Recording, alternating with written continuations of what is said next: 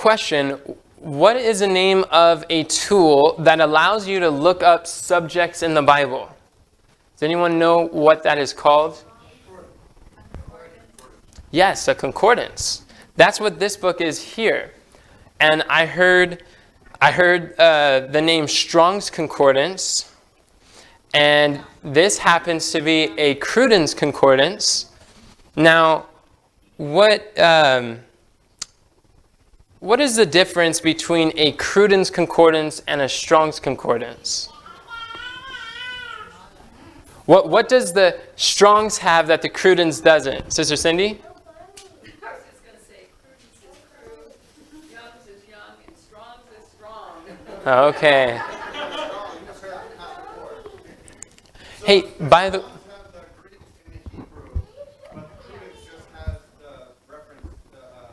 Yes, thank you. So just for the audio's sake, maybe we can get a microphone that could be passed around. The number 2 microphone would be ideal. Can I get a volunteer to pass around a microphone? That would be a blessing. So what our brother in the back said is that the Strong's has Greek and Hebrew. The Cruden's just has the cross-reference. It just has the references. So what I want to do is I want to show you how to look up how to use a Cruden's, or how to use a concordance. Because this is going to be your friend. This is how you allow the Bible to explain itself. And if you're tired of all these man's opinions and every preacher saying a different thing, why go get secondhand from what they've studied in their devotions and presented to the people, when you can go straight to the source, right to the Word of God, and learn for yourself? It makes sense, doesn't it? So one way we could do that is through the Cruden's Concordance. So what you do is you look up a verse, and I'm going to... Yes?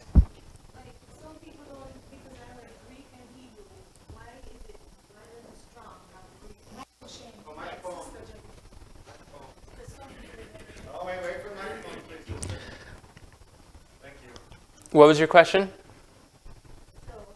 Can you speak a little? I don't think it's on. I heard Greek and Hebrew. Why does the Strong's Concordance have Greek and Hebrew? Like, why are those two languages important? Because that I just found out the other day, but for those who don't know, probably. Turn with me to Acts chapter 2. Let's. The question was, why was Greek and Hebrew important?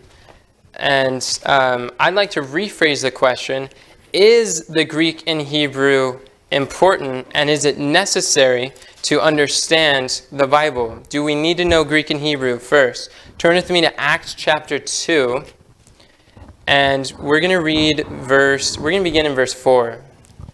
Acts chapter 2 and beginning in verse 4. Notice what the Bible says. And they were all filled with the Holy Ghost and began to speak with other tongues as the Spirit gave them utterance. And there were dwelling at Jerusalem Jews, devout men, out of every what? Every nation under heaven. So these people are coming from all sorts of different countries. And with these countries, do you think they all speak the same language?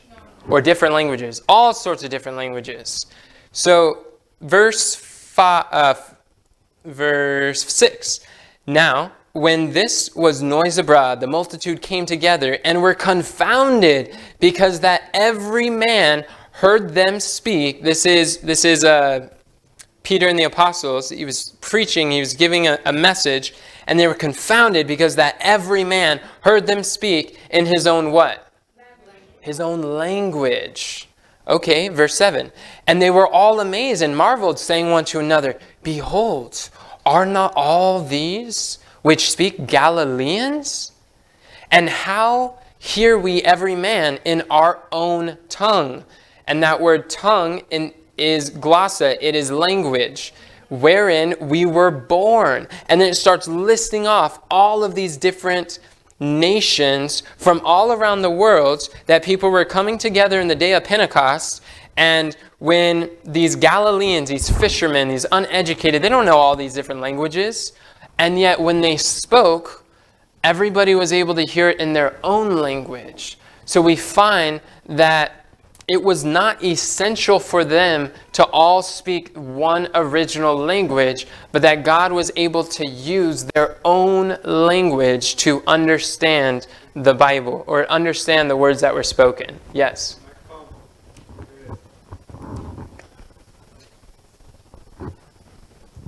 What I have found in my studies is that Youngs and Strongs don't always agree.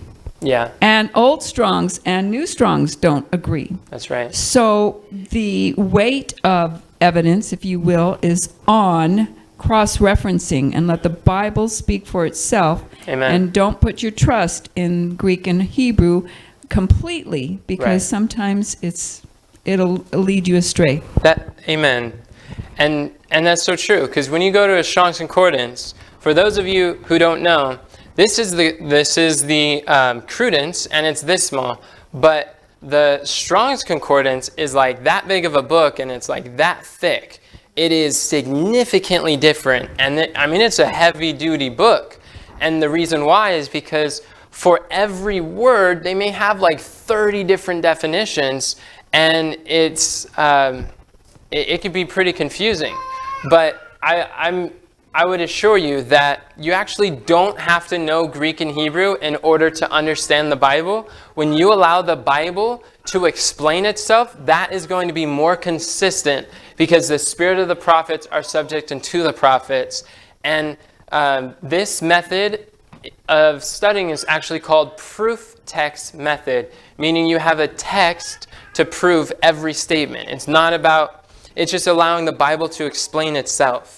So that is the difference between these, the Strong's and the Crudence. So Crudence doesn't have all the Greek and Hebrew clutter, which is useful if you need it, or if you're curious or something, but this one's shorter and it's more straightforward to the point, the Crudence, because it just has the cross-references. So when you turn, I'm going to look up the word care. And when you see care, you'll find on there, see how it just has the word care, and then it says caution, watchfulness, and then it gives like a list of different Bible verses that talk about care, careful, careless. And then the next step, if you're using the paper version, then once you find care, then you want to look up, in order to really get the context, you want to go over to Matthew chapter 13. And then as you're going to Matthew 13, hold on with me while I find it. Then you search for it. Then you find, oh, yes. So Matthew 13 describes how the thorny ground hearers were choked out by the cares of this life. Okay. And then you go over to Luke chapter 10, and it says the end took care of him. So now let's go back over to Luke chapter 10. And then when you see Luke, chapter 10, it describes the mission of, was that verse 34? Verse 34 says, and went to him, okay, this is the Good Samaritan, and went to him and bound up his wounds, pouring in oil and wine, and set him on his own beast, and brought him to an inn and took care of him. So that is, that's not necessarily on the subject that I was kind of looking for, but it does use the word care. So you'll find that not every word is found. Not every word is actually relevant to the type of definition that you're looking for, but it's going to be in there.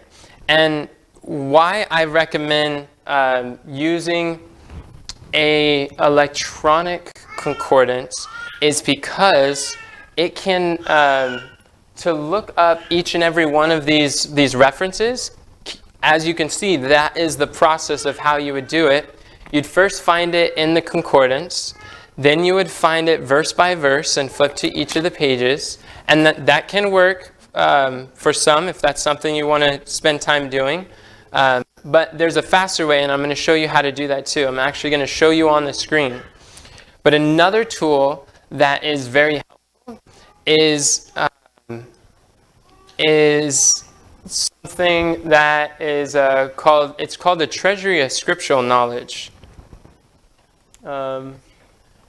And the Treasury of Scriptural knowledge takes the verse, whatever verse you're on, and then it helps you to look up all the different verses that are dealing with that subject. Because if you ever find, like John 3:16, God so loved the world that he gave his only begotten Son, that whosoever shall believeth in him shall not perish. So it breaks down, the Treasury of Scriptural knowledge is like a cross-reference that breaks down each section of every verse. It has over 500,000 cross-references, and it's only using the Bible to explain the Bible. So it makes it very useful. It's kind of like the equivalent of the center column reference that is in the Bibles of your, in the center column of your Bibles. Yes. Can we get her a microphone? Thank you. Is that another app? That's actually, this is on eSword. Okay. But I mean, there's also a website, but I just use it on eSword. And I'll show you how to use that a little bit later. But I'm just sharing with you another tool that a lot of pastors who use proof text, you'll find when they use the Bible to explain the Bible, and you're like, how are they coming up with these powerful verses? You're like, whoa, how do they connect these things? Well, they're using Treasury of Scriptural knowledge. I mean, this is powerful. And it's the same thing that, how many of you have a study Bible in your hands? And your study Bible, at the end of the verse, they oftentimes have, sometimes it's at the end of the verse, they might have a cross-reference. Others, their cross-reference is down the center. But it's the same concept. It's just another tool. So the Treasury of Scriptural knowledge is very readily available. I can tell you just about any Bible app that you have on your phone or on your computer has this resource. You may not realize it, but sometimes it's under the title TSK. And I'll tell you, this has been one of the most used tools. It is so helpful. If you ever find a verse and you're just like, what is that talking about? You can go to the TSK and it breaks it down, and it just allows the Bible to explain the Bible. You're not going to another preacher or whatever, but this was actually has over 500,000 cross-references. It's powerful. Do you have another question? Yeah, and I'll just briefly state it, because just to answer, I know you're going to go there, but unlike the eSword, if there's a, like, wise as a serpent, but harmless as a dove, and I'm really curious what he means by that. I hit commentary as I have that highlighted, and that goes into the Treasury. And it has that breakdown for anything you want to look for, and that's now what I use. If I am thinking about something, I go right there and I look at all those scriptures, and it connects the dots. Instead of at Bible study, we were wondering what perverted meant, and we were typing on Google, but now I don't go there anymore. I go to it, a verse, and then I go to this cross-reference, and you get to see what the Bible has to say about that word, not what Google has to say about that word. How many of you have ever read something in the Bible, and you're like, what does that mean? And you try to Google it, and you end up more confused than when you started? Yeah? Okay, so I'm not alone. Google has not been very helpful when it comes to spiritual things.